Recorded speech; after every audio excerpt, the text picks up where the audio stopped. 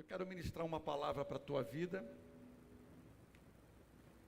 Abra a tua Bíblia na segunda carta de Paulo aos Coríntios, do capítulo 3 ao versículo 18. O meu tema é: conservem a minha glória. Conservem a minha presença. O texto diz assim: e se o ministério da morte, gravado com letras em pedras, veio em glória, de maneira que os filhos de Israel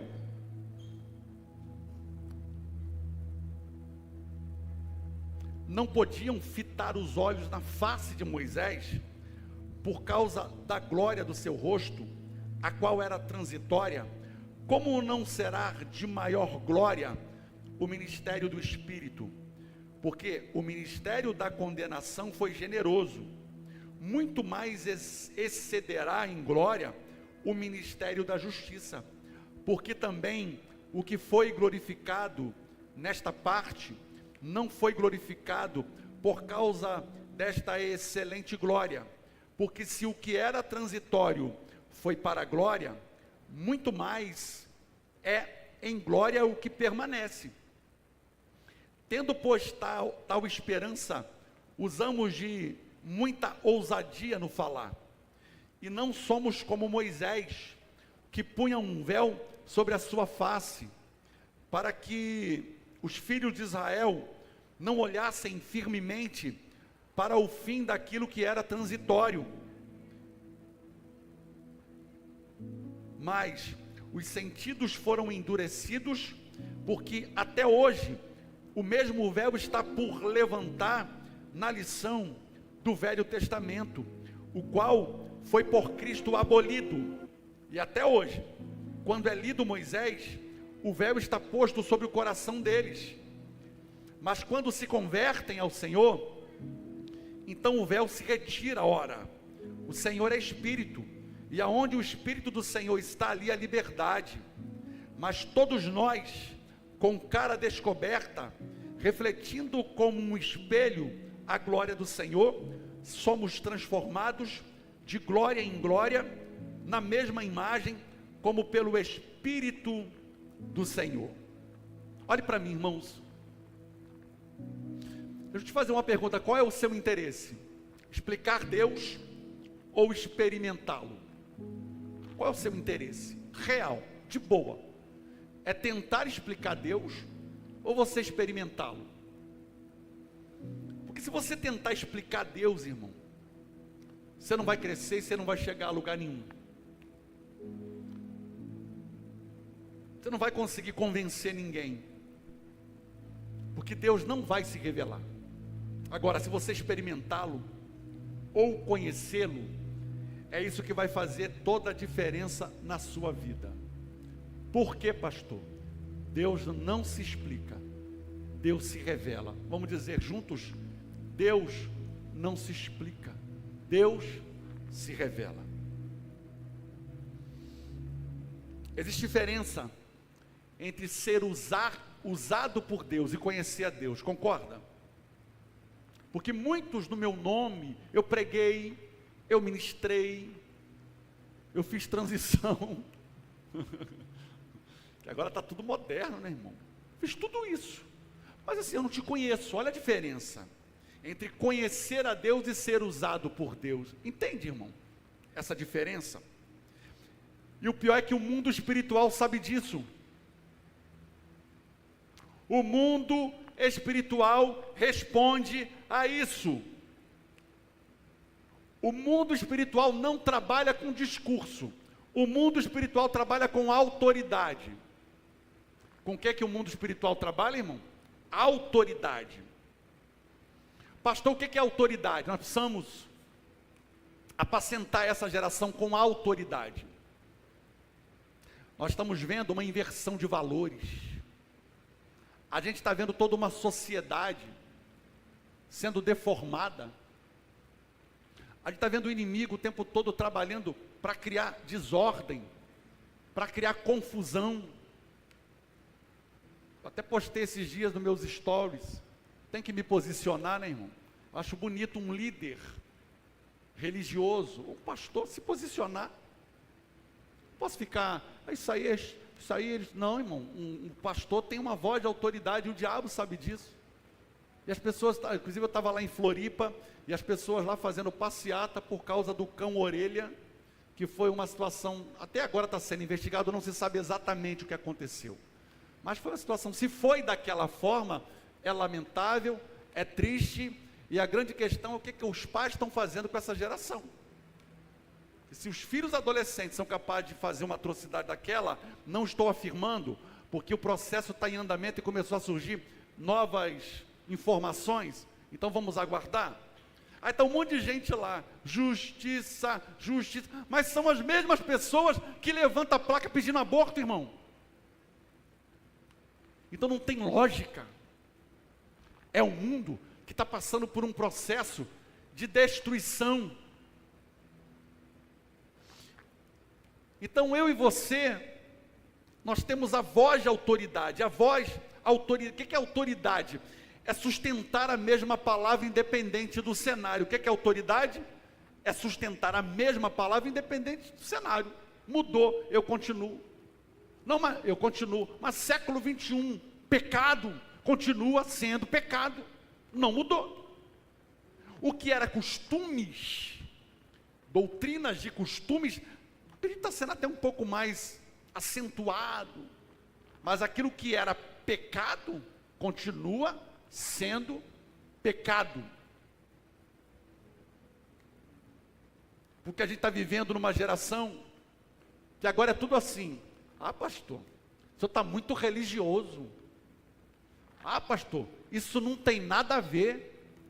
Pastor, isso foi na tua época. Irmão, tem coisas que eu sei ler, eu sei fazer leitura das coisas.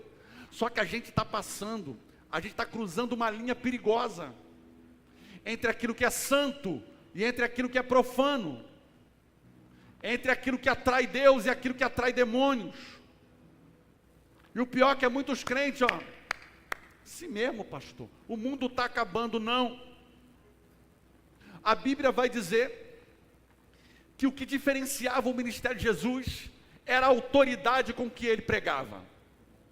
Ele dizia, eles não são como os fariseus, porque ele prega como quem tem autoridade. Então, a minha palavra hoje é para que Deus traga sobre a igreja a autoridade necessária para que a gente possa colocar ordem nesse caos que está lá fora. Quem está comigo, diga amém.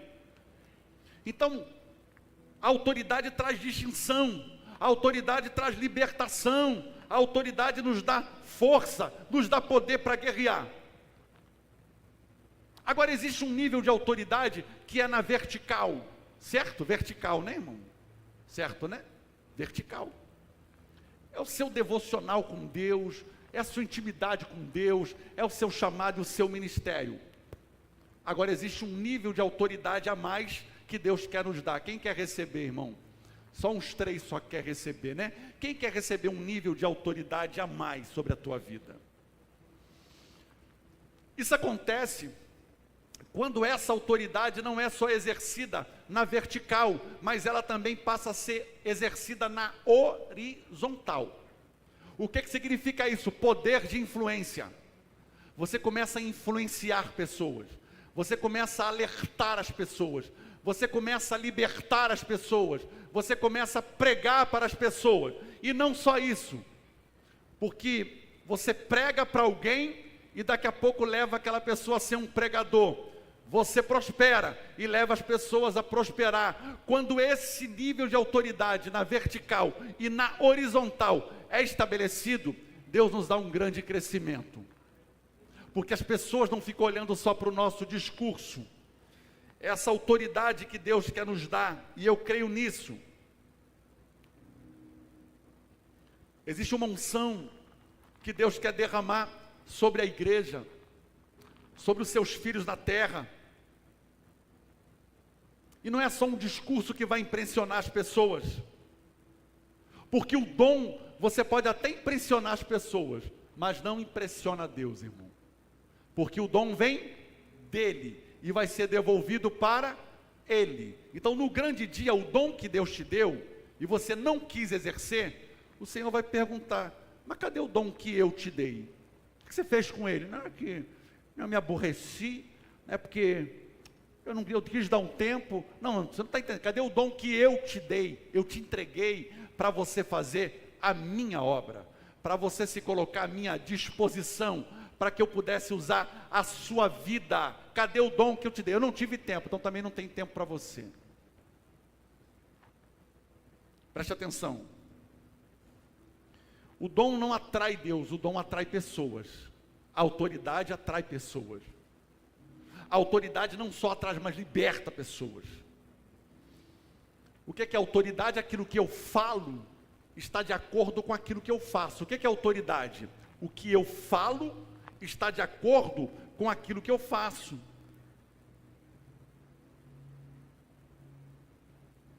Deus quer arrancar, irmão, esse fardo.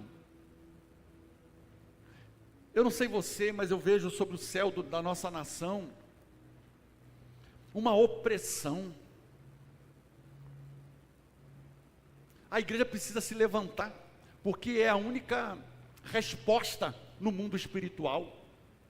Sabe essa opressão, as pessoas de um lado para o outro desesperado, um governo assistencialista, 90 milhões de pessoas recebem ajuda do governo. Pastor, o senhor é contra isso? Não, não é isso que eu estou falando. Tem pessoas que precisam, tem pessoas que necessitam, naqueles rincões lá do deserto, lá para aquele lado do Nordeste, tem muita gente realmente que precisa. Mas o que a gente está tendo problema de mão de obra hoje nas empresas, porque a maioria das pessoas estão vivendo de renda do governo. Isso é um problema sério, porque nós, como cristãos, fomos chamados para exercer autoridade, para revelar a glória de Deus, lá no seu trabalho, lá na sua empresa, lá no lugar que Deus te colocou. O patrão, quando te paga lá por mês, não é para você chegar no final do dia e olhar lá o seu limite lá de visualização, lá no Instagram. Passei 2h30 no meu Instagram e eu consegui roubar o tempo da empresa. Não é para isso que o teu patrão te paga. É para você chegar 8 da noite, sair 6 da tarde e entregar o seu melhor. Então está dentro dessa cultura hoje, que nós estamos de autoridade. Diga comigo, autoridade. Não é o meu tema. Então, autoridade. Deus quer aliviar essa bagagem que a gente está vivendo. A igreja de Corinto, ela era uma igreja espiritualmente rica, mas ao mesmo tempo, emocionalmente confusa. Deixa eu abrir aqui o meu outro texto. Acho que não veio para cá, deixa eu ver. Rapidinho, aí, ok, isso, era uma igreja rica, mas confusa, debaixo da influência e autoridade do apóstolo Paulo, que inaugurou a igreja, deixou 2 discípulos ali, e partiu para a obra missionária. Era uma igreja debaixo de muita confusão, por ser um centro portuário, passagem de pessoas, muitas pessoas vinham se convertendo. É a igreja de Corinto que Paulo vai ter que corrigir a ceia, porque a ceia se reunia para comer, e no final as pessoas comiam primeiro, era um piquenique, né? Uma espécie de um piquenique, um banquete, os ricos se isolavam, comia tudo e ia embora. Essa mesma igreja em Coríntios 12, que Paulo vai tratar de dons espirituais, porque todo mundo queria profetizar na igreja. Então o povo que ia para a igreja, o ímpio, não conseguia entender nada no culto, que era uma bagunça. Paulo está lá também, ali, organizando a igreja. E nesse texto aqui, havia um problema na igreja de Corinto. Era uma igreja rica, mas emocionalmente confusa. Falsos ensinos, influências culturais. O Aue está aí, né, irmão? O Aue. É uma moda esquisita que aparece aqui no Brasil, irmão. Enquanto lá fora, aqueles muçulmanos estão matando crente, cortando cabeça e dando tiro, vocês vão morrer. Aqui está discutindo teologia em música, irmão. Com tanta coisa para a gente fazer, com tanta alma para ganhar, agora ir para a internet, falar de Aue, irmão. No grande dia, todo mundo vai dar conta de si, porque o que conta é a motivação. Se a motivação é para trazer intriga, confusão, até porque se a gente olhar ali, não vou entrar aqui, né, irmão, que eu não sou um especialista, mas a ideia da música é criar o quê? É hypar, é criar divisão, porque é o Zé e a Maria, porque o Zé e a Maria aqui, eles trabalham, o Zé e a Maria aqui pode entrar, o Zé e a Maria aqui são bem tratados, mas os Zés, as Marias, os Paulos, o João, os Gustavos, são as pessoas que são melhor recebidas em nossas igrejas.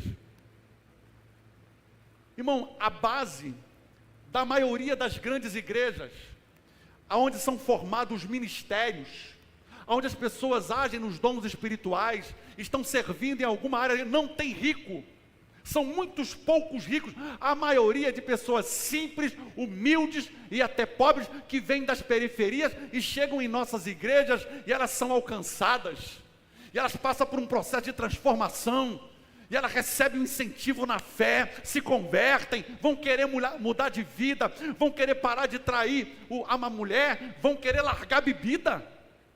Então não tem lógica isso, é só para querer o quê? Dividir. Fui claro, irmão? Acabou. Mas o que para falar nada? É isso que eu penso. Que pelo contrário, aliás, eu sou um Zé, né, irmão? Sou um Zé.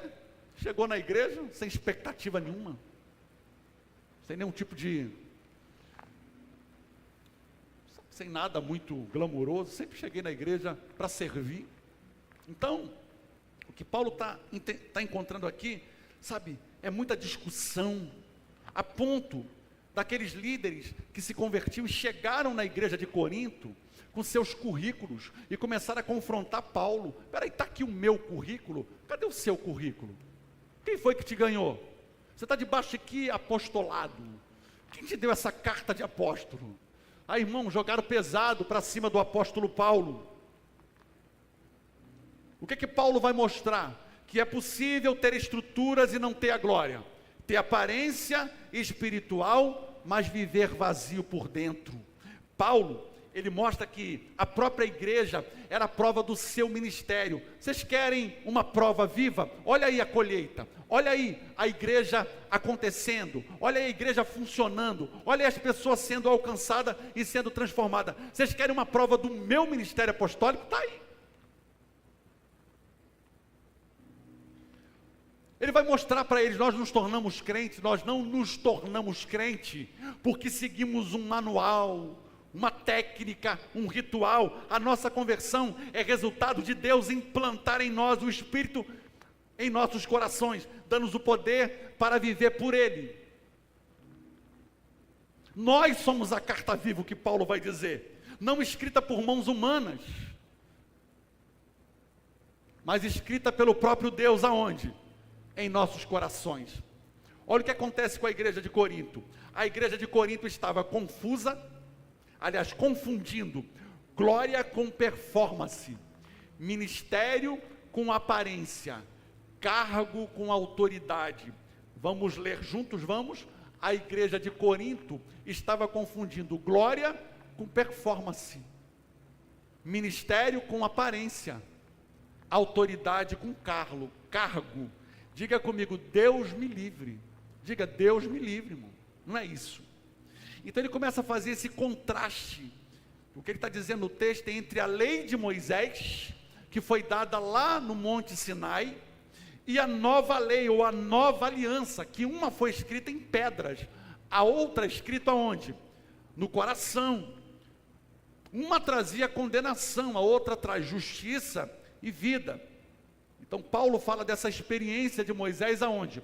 No Monte Sinai, e a manifestação da glória de Deus. Êxodo 34, 33 a 35 diz assim: e tendo pois acabado de falar, vamos lá no texto, com ele, pôs um véu sobre o rosto, porém vindo Moisés perante o Senhor para falar-lhes, removia o véu até sair, saindo, dizia aos filhos de Israel tudo o que lhe tinha dito e ordenado. E assim, pois, viam os filhos de Israel o rosto de Moisés, viam que a pele do seu rosto resplandecia, porém Moisés cobria de novo o rosto com um véu até a falar com ele.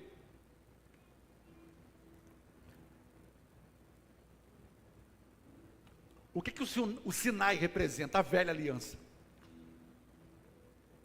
escrita em tábuas de pedra.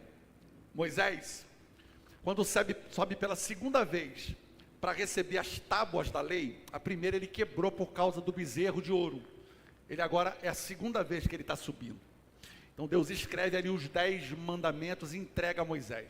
Quando Moisés chega no arraial, as pessoas olham para ele e começaram a ficar apavorados, com medo, porque não conseguia ver o rosto de Moisés, porque resplandecia, brilhava como a luz do sol. Então eles corriam para dentro da tenda com medo. Então Deus deu uma ordem: Moisés, coloca o véu, para que não haja confusão no meio do arraial. Olha o detalhe, irmão. Só que Moisés descia com o rosto resplandecendo, mas no decorrer do dia, aquela glória ia diminuindo, ia acabando, então ele podia tirar o rosto. Então, toda vez que ele entrava na presença de Deus, ele saía com o rosto resplandecendo. Só que a verdade é que o véu começa protegendo, mas depois passa a esconder a ausência da glória. Porque uma pessoa pode colocar o véu e dizer: por que você está com o véu? Porque eu estou com a glória. Só que durante o dia a glória ia embora. Então tome muito cuidado, que aquilo que a gente pode chamar de proteção, pode estar sendo um escape, pode estar sendo uma máscara para esconder aquilo que não tem mais. Fala comigo, misericórdia, irmão. Pode esconder algo que já passou, acabou, mas alguém quer viver de uma máscara, de uma fantasia, de uma glória do passado. Deus está mandando eu dizer para você nessa noite: não se contente com isso, não aceite isso para a tua vida, porque Deus deseja se revelar a você, mas não através de um mecanismo, através de um véu, que é passageiro. Olha o detalhe, não era só a pele que brilhava, mas era a glória de Deus presente. Porque eu vejo muita gente usando o cristianismo com frases bonitas na camisa, ou então lá no vidro traseiro do carro. Isso não é cristianismo, irmão. Cristianismo exige de nós uma coisa principal. Diga comigo, renúncia. Diga, renúncia. Se a gente quer andar com Deus, precisamos aprender a renunciar todo dia, porque o inimigo vai botar na tua frente, o inimigo o tempo todo vai tentar te seduzir, te parar, e é naquelas áreas que você sempre foi mais vulnerável, é ali que você tem que vigiar, porque o inimigo trabalha o tempo todo. Eu vou chegar lá, eu vou mostrar para você. Então, não era só um refletor que brilhava de fora, era um brilho que as pessoas olhavam e ficavam encantadas, mas era uma glória transitória, era algo passageiro. Então, o que Deus estava ensinando para Moisés: Moisés, eu quero que você carregue a minha glória, mas que você conserve a minha presença. Teve um dia que Moisés chegou lá na sarça ardente, lá no deserto. A Bíblia diz que ele passou e a sarça estava pegando fogo, mas não se consumia. Você sabe que é comum, pode acontecer no deserto, num sol daquele escaldante, a sarça começar a queimar, é comum. Só que nesse dia, irmão, para ele está acostumado, ele olha para a sarça está queimando, mas não pega fogo. Quando Moisés chega para entrar, Deus fala para ele: Moisés, tira a sandália dos seus pés, porque o lugar que você está pisando é terra santa. Você não está entendendo. Sabe o que Deus está dizendo para Moisés, irmão? Moisés, aqui é minha embaixada agora, quem manda sou eu. Você conhece o deserto de um lado para o outro, mas aqui agora, quem manda sou eu. Para falar comigo, tira a sandália dos seus pés. Naquele momento, Deus estava ensinando o princípio para Moisés. Assim como essa sarça pega fogo, mas não consome, eu quero você assim na minha presença. Uma vida inteira queimando, mas não vai te consumir. Porque fogo na vida de um crente só queima pecado, irmão. Porque traz purificação. Nós precisamos dessa noite, irmãos, deixar o Espírito Santo trabalhar aqui dentro. Deus não quer uma performance, Deus quer você. Deus quer você por inteiro. Deus quer você na intimidade. Deus quer te trazer para perto. Olha o que Paulo vai dizer, 2 Coríntios 3,13. E nós não somos como Moisés, que punha um véu no rosto. Ele está lembrando, nós não somos como ele. para que os filhos de Israel não pudessem fixar os olhos a fim daquilo que estava desaparecendo, mas a mente deles se endureceu, pois até o dia de hoje o mesmo véu permanece sobre a leitura da antiga aliança. Não foi tirado, pois só Cristo pode removê-lo, só em Cristo ele é removido. Então ele está mostrando, olha, vocês estão querendo pegar cultura, estão querendo pegar dogmas do Antigo Testamento e trazer sobre a igreja. Nós não precisamos disso, porque uma vez que Cristo ressuscitou, o véu foi removido. Aliás, o véu do templo já foi rasgado de alto a baixo. Você não precisa mais criar e inventar nada, porque o sangue de Jesus é suficiente para nos lavar e para nos purificar de todo pecado. Não é de alguns pecados, mas é de todos os pecados. E por que Moisés precisava voltar para se encher? Porque a verdadeira glória ainda não havia se manifestado. Então, Jesus hoje, irmão, quer remover todo o véu da sua vida. Qual é o véu que está impedindo você de ver Jesus na sua totalidade? Qual é o véu que está impedindo de você ver o que Deus tem para a tua vida? Qual é o véu que você não está conseguindo enxergar o propósito de Deus para você? Hoje à noite é noite de tirar o véu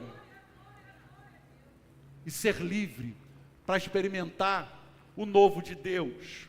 A primeira coisa que eu quero te ensinar nesse texto: o véu guardava a presença, mas escondia a ausência, irmão. É uma coisa ou outra. O mesmo véu que guardava a presença era o véu que podia esconder a ausência. Então Deus disse que muitos estão vindo na minha casa e não estão recebendo mais, não estão sentindo mais, não estão curtindo mais. Que a presença de Deus nunca seja uma obrigação na nossa vida, irmão. Que vir à igreja para nós seja um privilégio, que poder fazer a obra de Deus seja algo máximo, que poder ajudar alguém que está precisando, como projetos que estão acontecendo. Eu quero fazer parte disso. Deus me chamou para fazer a história. Não sei quanto tempo eu vou ficar aqui. Se Jesus vier arrebatar a igreja, eu vou logo. Se viver 90 anos, está bom. Mas o dia que eu não tiver mais aqui, vão ter que falar de mim. Vão ter que falar de você, irmão. Teve um povo doido ali, comprou lá o centro espírita, e aquele povo começou a ganhar alma, e aquele povo começou a fazer uma revolução na cidade. Deus conta comigo e com você para isso. A primeira coisa, foi-se embora a glória de Deus. Eu quero te mostrar um fato aqui na Bíblia, que aconteceu em 1 Samuel, no capítulo 4, versículo 10 e 11. Então pelejaram os filhos de Israel, foi retirado, pelejaram os filisteus, e Israel foi ferido, fugiram cada um para a sua tenda, e foi tão grande o estrago, que caíram em Israel 30.000 homens de pé, e foi tomada a arca de Deus, os filhos de Eli, Rofini e Finéias morreram. Pensa num dia de tragédia. A arca foi roubada, os filhos de Eli, Rofini e Finéias, seriam, dentro da linhagem sacerdotal, seriam os próximos sacerdotes, irmão. Morreu o sacerdote. O pai caiu da cadeira, morreu, que era o sacerdote da época, morreu. Os filhos que seriam o sucessor, morreu também. A nora bateu na hora do parto, ganhou um neném, morreu, e o nome da criança chamou Icabode. Foi-se embora a glória de Israel. Foi uma das maiores tragédias que aconteceu com a nação de Israel. Porque a maior tragédia aqui não foi perder a guerra, foi perder a presença, irmão. Deixa eu te falar uma coisa, pode te faltar tudo, mas se tu tem a presença, irmão, não vai te faltar nada. Agora você pode ter tudo, se você não tem a presença, irmão, você corre o risco. Então tome muito cuidado, irmão, não abra mão da presença de Deus. Levanta a tua mão comigo e diga: Senhor Jesus, eu não abro mão da tua presença na minha vida. Isso é uma verdade? Eu não abro mão da presença de Deus. Cuidado, porque o inimigo quer te ver caído, quer te ver derrubado, quer te ver sem autoridade. E como é que ele trabalha? Ele vai minando aos poucos, pequenas concessões, que vão se transformando em grandes concessões. Então tome muito cuidado, até porque o diabo não precisa de muito para derrubar um cristão. Cuidado, irmão. Agora, a minha Bíblia ensina que Deus só precisa de um posicionado para colocar por terra todas as obras do diabo. Quem aqui está posicionado, diga glória a Deus. Diga a Deus, pode me usar. Fala para ele, pode me usar. Cuidado, o que ele vai mostrar? Aparência não sustenta ministério. Tradição não segura a glória. Passado espiritual não sustenta presente. Muita gente vivendo da glória do passado. Israel entra numa calamidade, porque a arca foi roubada. E o que representava a arca? A presença de Deus. O Espírito Santo ainda não havia sido derramado. Deus olhou para o universo e escolheu a terra. Deus olhou para a terra e escolheu um país, Israel. Deus olhou para Israel e escolheu um lugar, Jerusalém. Deus olhou para Jerusalém e escolheu um lugar, uma tenda. Deus olhou para um lugar e dentro da tenda escolheu um outro lugar chamado Arca da Aliança. Ali era o máximo da presença de Deus manifesta. Uma vez que a presença de Deus foi embora, acabou, irmão. Por isso que o nome da criança é Icabode. Foi-se embora a glória de Deus. Feche os seus olhos um pouquinho. O que tem roubado a glória de Deus na sua vida? O que tem levado você para um tempo de tanta distração? Dinheiro, coisas, bens materiais, sentimentos. O que tem roubado a glória de Deus na sua vida? O Senhor te convida hoje para exigir de volta. Eu quero de volta o que é meu. É como a canção que a gente canta. Eu quero de volta o que é meu. Diga isso, eu quero de volta o que é meu.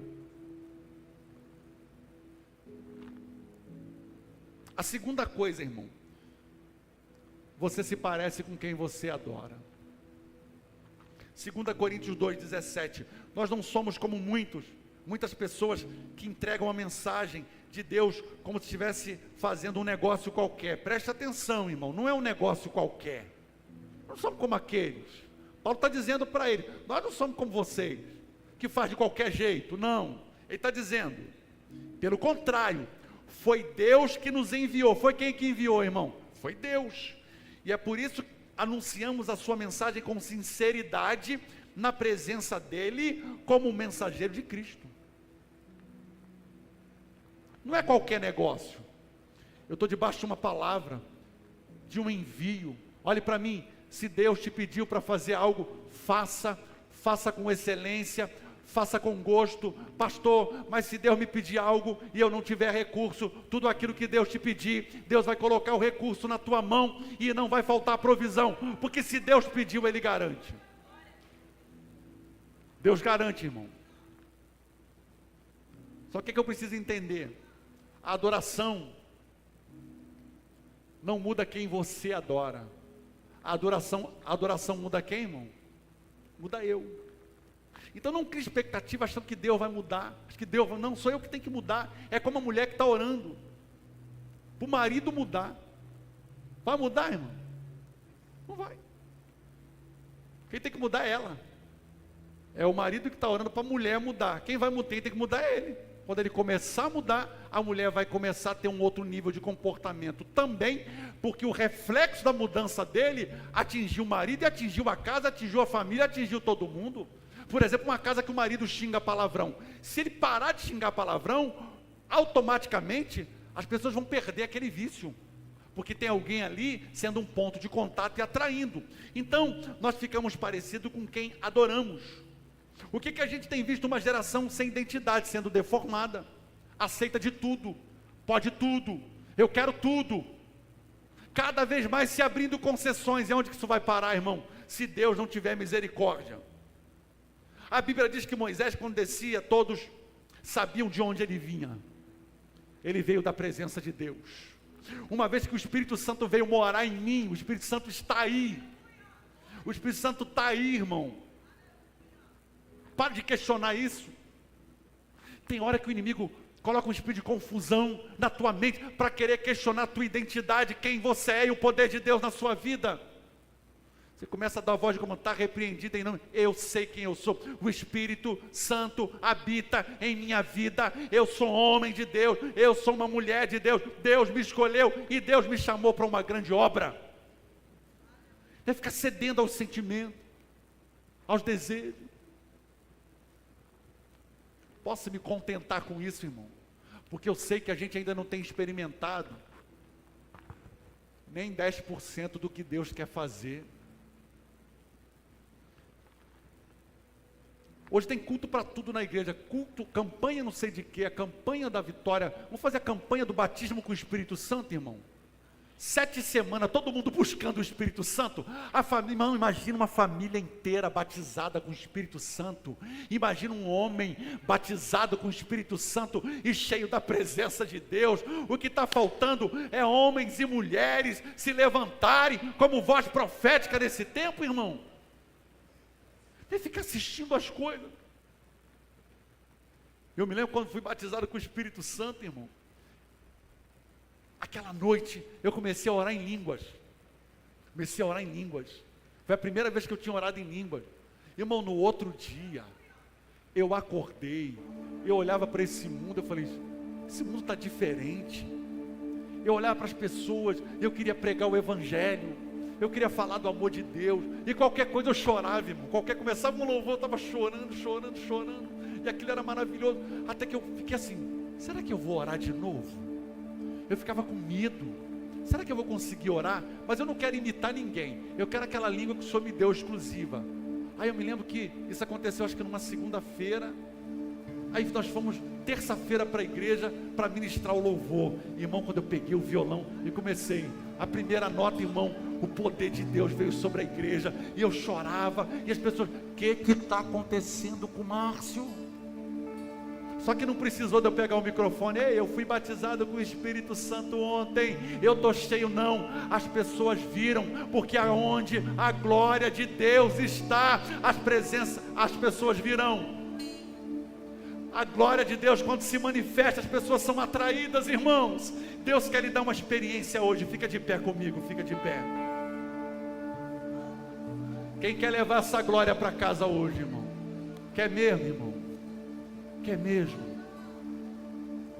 Então, por último, coloque Deus em primeiro lugar. Ageu 2:9, porque a glória da segunda casa será maior do que a primeira, diz o Senhor dos exércitos, e nesse lugar darei a minha paz, diz o Senhor dos exércitos. Feche os seus olhos. Deus vai remover tudo aquilo que é abalável na tua vida. Deus vai tirar tudo que é eterno e vai estabelecer aquilo que Deus vai tirar tudo aquilo que é temporário e vai estabelecer aquilo que é eterno na tua vida. Você está pronto? Diga amém. O profeta Ageu está dizendo que a glória da segunda casa será maior. A nação de Israel havia saído do cativeiro, debaixo de humilhação e vergonha. Quando chegam em Jerusalém, o templo destruído, as casas destruídas, e o profeta está dizendo, olha, se preparem, porque a glória da segunda casa vai ser maior do que a primeira. Quem olhava para aquela profecia dizia, você está ficando louco, não tem como copiar Salomão, não tem como. Só que, irmãos, Salomão construiu algo transitório, e o que estava por vir era algo permanente.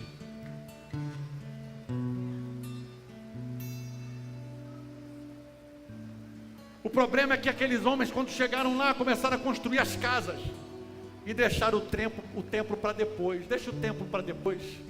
Então não fazia sentido, porque estavam morando em casas bonitas, mas é como se tivesse um valão aberto na porta de casa. Era mais ou menos esse o sentimento. Porque o que adianta a casa bonita, o que adianta tanta coisa, mas não tem o principal, que é a presença, é a glória que garante as estruturas. Não é a estrutura que sustenta as glórias, mas é a glória que sustenta a estrutura. Tem alguém aqui entendendo, não está, irmão? Olha o que o texto está dizendo. Eles inverteram as prioridades.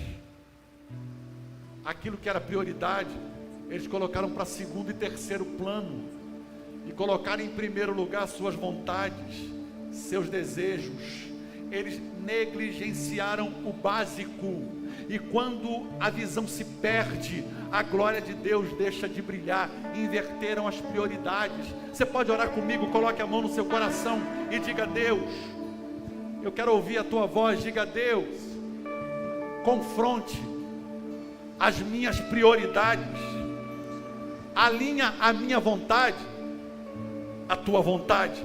Diga para Ele: retira de mim tudo aquilo que me impede de ver e de viver o Senhor. Limpa o meu coração, revela qual é o meu propósito e me dê sabedoria e direção para lidar com as decisões difíceis, porque eu quero a tua glória e não abro mão da tua presença.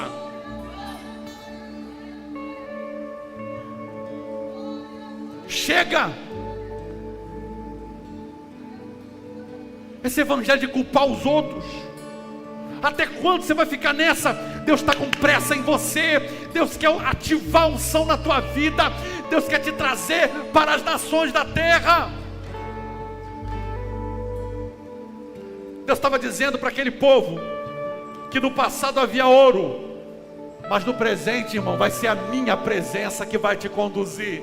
Você pode ter o ouro, não há problema, mas será a minha presença prioridade na tua vida. Aqui Ageu não está falando de um templo físico, mas da glória que viria.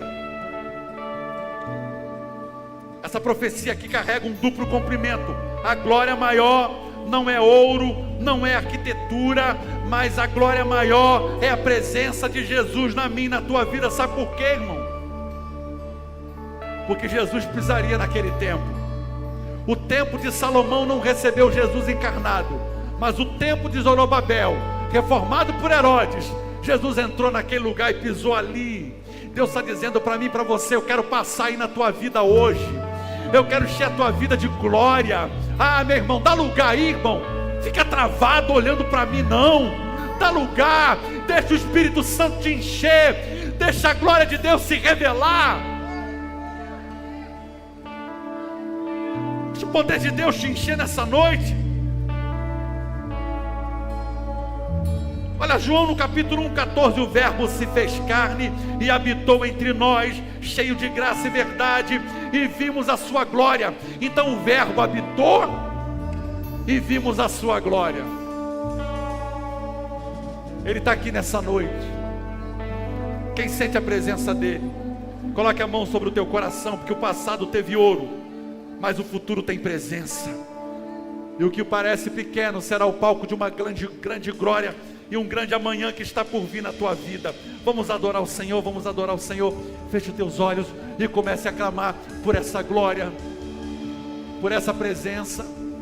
Começa a dizer para Ele: Senhor, eu quero priorizar o teu reino na minha vida. Eu não quero viver distraído, eu não quero viver sendo levado de um lado por outro. Eu quero direção, que o Senhor conduza a minha vida, que o Senhor coloque em ordem todos os meus sentidos, que todo sentimento seja removido e dê lugar à tua presença. Diga para Ele: eu quero mais, que a glória do Senhor venha se revelar a mim. Vamos adorar Jesus, vamos. Shalom, queridos, que Deus abençoe sua vida. Que bom que você assistiu a mais uma de nossas mensagens. Você também pode curtir, comentar e também se inscrever no nosso canal, ativar as notificações para novas mensagens e compartilhar esse conteúdo. Você também pode nos acompanhar através das nossas mídias sociais e o QR Code que aparece na tela. E claro, você também pode participar dessa obra compartilhando e doando a sua oferta para que possamos pregar o Evangelho. Que Deus te abençoe.